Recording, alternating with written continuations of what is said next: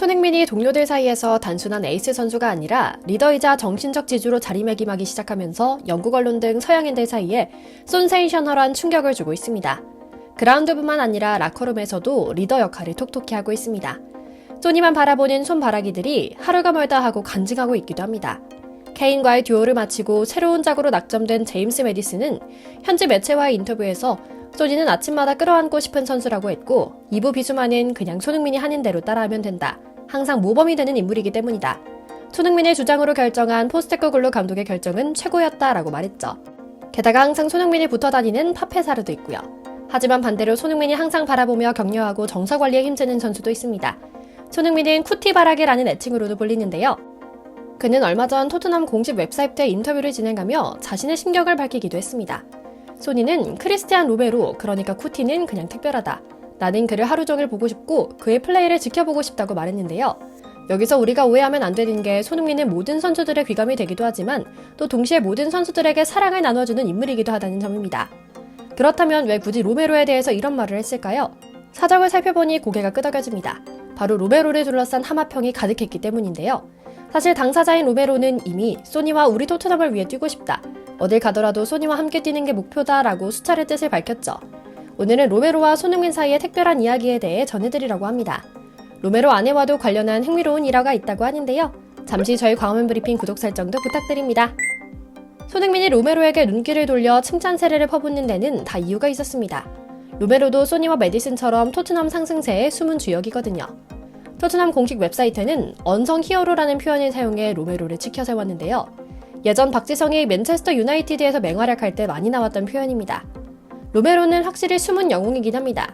토트넘의 상승세 핵심 동력 중 하나는 강력한 중앙 수비거든요. 판더펜과 함께 강력한 센터백 듀오를 형성하고 있죠. 지난 시즌까지만 해도 왕의 DNA를 지닌 에릭 다이어의 병마 수비 때문에 더욱 망했던 경기력을 보면 상전벽해라는 말이 딱 어울릴 정도기도 하고요. 쿠티는 로메로의 애칭입니다. 아르헨티나 대표팀과 토트넘에서 흔히 부르는 내부 애칭이죠. 로메로가 어린 시절 크리스티안을 발음하지 못했고 그의 누나가 발음이 쉬운 쿠티를 권유하면서부터 생긴 애칭이었다고 하는데요. 이 사랑스러운 스토리를 따와서 쿠티라 부르는 것 자체가 얼마나 토트넘 분위기가 좋아졌는지를 알려주는 지표인 셈이죠. 그런데 이렇게 로메로가 활약하자 당장 구라파 여러 명문팀에서 러브콜들이 날아왔습니다. 영국 매체 풋볼 런던에 따르면 로메로는 자신에게 날아오는 수십 통의 오퍼레터들을 모두 단칼에 거절했다고 하는데요. 가장 잘 알려진 구단으로 이태리 세리에A의 유벤투스도 있다고 합니다. 사실 그의 지난 이력을 보면 이런 러브콜도 신기한 일이긴 합니다. 그는 세리에A에서도 완전한 강팀은 아닌 아탈란타 팀 주전 수비수로 활약했는데 2022 시즌부터 토트넘으로 임대 오며 영국 무대 문을 두드립니다. 부상이 겹치긴 했지만 평균 이상의 경기력을 보였고 결국 지난 시즌을 앞두고 토트넘으로 완전 이적하는 데 성공했는데요. 지난 시즌 안타깝게도 그는 안토니오 콘테 감독과는 좋은 사이를 유지하지 못합니다. 여기에 토트넘 성적도 기대 이하였고 다이어의 괴롭힘에 붐을 이기지 못하고 싸우는 모습이 자주 관찰되기도 했거든요. 하지만 그는 이번 시즌 소니와의 완벽한 합을 자랑하며 우리 토트넘 찬가를 부르고 있습니다. 케인과 다이어 요리스 등 토트넘의 상징이었지만 고약함만 남은 이기적인 플레이어들이 모두 떠난 뒤 손흥민 체제 아래에서 단단하게 뭉치는 데 성공했습니다. 그래서인지 로메로는 잔류에 대한 강한 의지를 표현하는 데 거침이 없습니다. 풋볼 런던과의 인터뷰에서 그는 내 스스로 최고의 시즌이 아니라고 말했던 것은 지난 시즌이 처음이었다. 하지만 다른 구단에서 이적 제안을 받았을 때 우리 모두 토트넘에서 소니와 뛰는 것을 포기할 수 없다고 말하며 거절했다. 나는 프리미어리그와 토트넘을 정말 좋아하고 소니를 선수로서를 넘어 인간적으로도 존경한다. 앞으로도 몇 년 더 이곳에서 뛰고 싶다라고 강조했죠.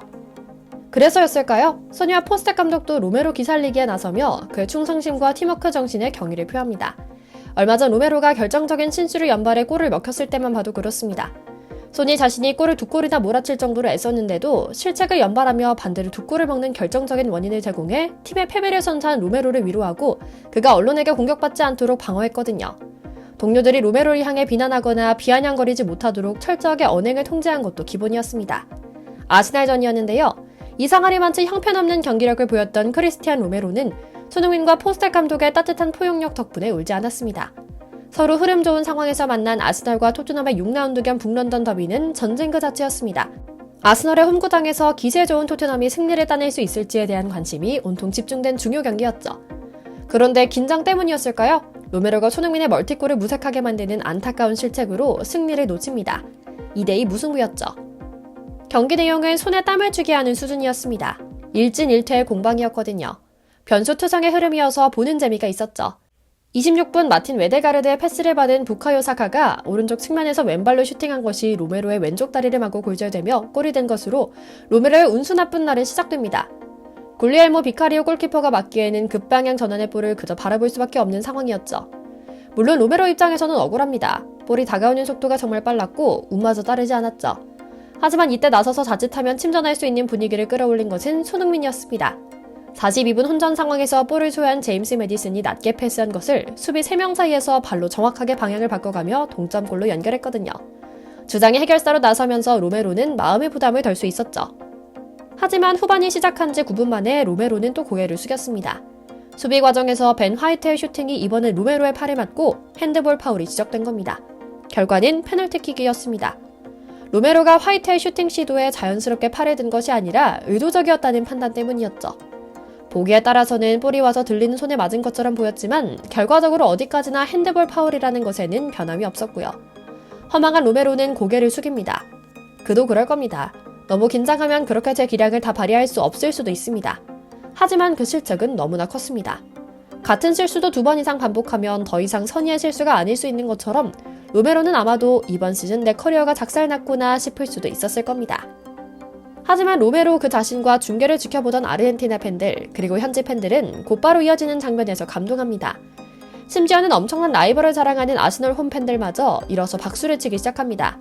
너나 할 것 없이 많은 동료들이 곧장 로메로를 향해 달려와 위로한 겁니다. 그리고 그 무리의 선두에는 손흥민이 있었습니다. 문제될 것이 없다. 우리는 팀이다. 우리는 널 지키겠다. 이번 경기를 지키겠다 라고 말하는 주장 손흥민의 동료에 로메로는 무거운 표정을 감추진 못했지만 다시 훌훌 털고 일어나 뛰기 시작했죠. 그런데 웬걸 1분 뒤 손흥민이 곧바로 동점골을 넣습니다. 미드필드 중앙에서 아스널의 공격을 끄는 뒤 메디슨이 볼을 잡아 그대로 전진 패스한 것을 손흥민의 골대 왼쪽 구석을 정확하게 가른 겁니다. 완벽한 작품이었죠. 두 골 손흥민과 이도훈 메디슨, 주장과 부주장의 호흡이었죠. 아스널의 두 골을 내주는 원인을 자이반 타이반처럼 제공한 부주장 로메로에게도 용기를 불어넣은 거리였고요. 사실 이렇게 로메로에 대한 신뢰를 보여줄 수 있는 것은 절대로 프로의 세계에서 일어나기 쉬운 일이 아닙니다. 당장 몇 달 전 콘테 감독 체제하의 경기 모습을 봐도 이게 대체 같은 팀의 모습인가 싶을 정도의 모습이 가득합니다. 그리고 이런 소니의 진심은 아르헨티나 언론에서 특히 화제를 모으고 있다고 합니다. 손흥민의 품격 있고 아름다운 행동 덕분에 아르헨티나 대표팀에서는 썩 잘해온 그리고 이번 시즌 손흥민이 보좌하는 주장단으로 입지를 키워가는 로메로의 운수 나쁜 날 그가 울지 않고 다시 일어설 수 있었기 때문입니다. 얼마 전 현지 언론 풋볼 런던에서 취재한 로메로의 이적 관련 소식에는 이런 일화도 담겨 있었습니다. 그가 수없이 날아드는 달콤한 유혹이 담긴 러브콜을 마다하는 모습을 보며 의아했던 아내가 왜 그러냐고 묻자 갑자기 소니 이야기만 잔뜩해서 의아했는데 이날 경기에서 소니의 따뜻한 리더십을 보고 완전히 이해하게 됐다고 말입니다. 이런 사람이 있을 수 있나 싶을 정도로 소니는 정말 자랑스럽고 멋진 대한의 청년입니다. 단순 스포츠 스타가 아닌 것 같습니다. 항상 웃으며 경기하고 선수와 심판과 팬을 존중하며 우리 한국 팬들과 영국 팬들 모두에게 사랑받는 그가 정말 실존하는 인물인가 싶을 정도인데요. 이번 시즌에는 절대로 몸과 마음이 다치지 않기를 기원하며 오늘 영상 마치겠습니다. 저희 광화문 브리핑 구독, 좋아요도 부탁드리고요. 시청해주셔서 감사합니다.